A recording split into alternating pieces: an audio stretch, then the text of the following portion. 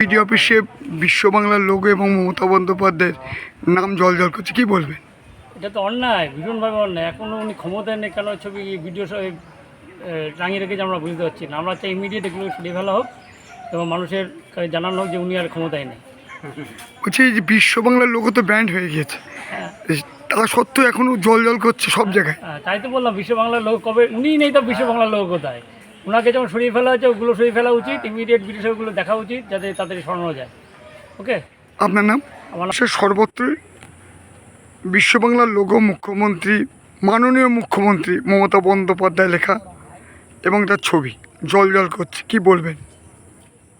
দেখুন, মানুষের ম্যান্ডেট নিয়ে সরকারের পরিবর্তন হয়েছে, নতুন সরকার এসেছে। নতুন সরকার এসে তাদের একটা নির্দেশিকা পাশ করেছে যে বিশ্ব বাংলা লোগোর পরিবর্তে সেখানে অশোক স্তম্ভ লাগাতে হবে। কিন্তু এক্ষেত্রে আমরা ব্যতিক্রম দেখতে পাচ্ছি যে কৃষ্ণগঞ্জকে, যেখানে আমরা দেখতে পাচ্ছি যে মুখ্যমন্ত্রীর দাঁত মেলানো ছবি প্রাক্তন মুখ্যমন্ত্রীর এবং অনুপ্রেরণায় মুখ্যমন্ত্রী, এবং তার বিশ্ব বাংলা লোগো ছাপানো বিভিন্ন প্যাড এবং বিভিন্ন কাগজ ব্যবহার হচ্ছে।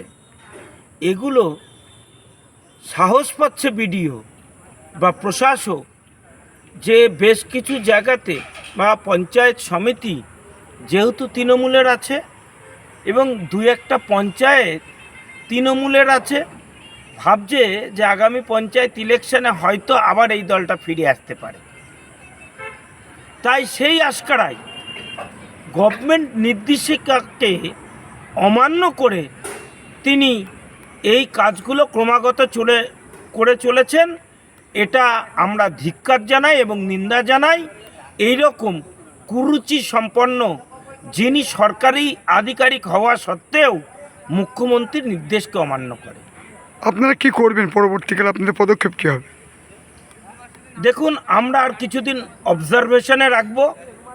যদি আমরা দেখি যে পুনরায় এই রকম বিশ্ব বাংলা লোগো এবং অনুপ্রেরণায় মুখ্যমন্ত্রী, প্রাক্তন মুখ্যমন্ত্রী এবং বর্তমান মুখ্যমন্ত্রীর যে নির্দেশ বা গভর্নমেন্ট অর্ডার বা জিও, সেগুলোকে ভায়োলেট করে এই কাজগুলো ক্রমান্বয়ে করে চলেছে, তাহলে এই প্রশাসকের বিরুদ্ধে তিনিও আইনের ঊর্ধ্বে নন।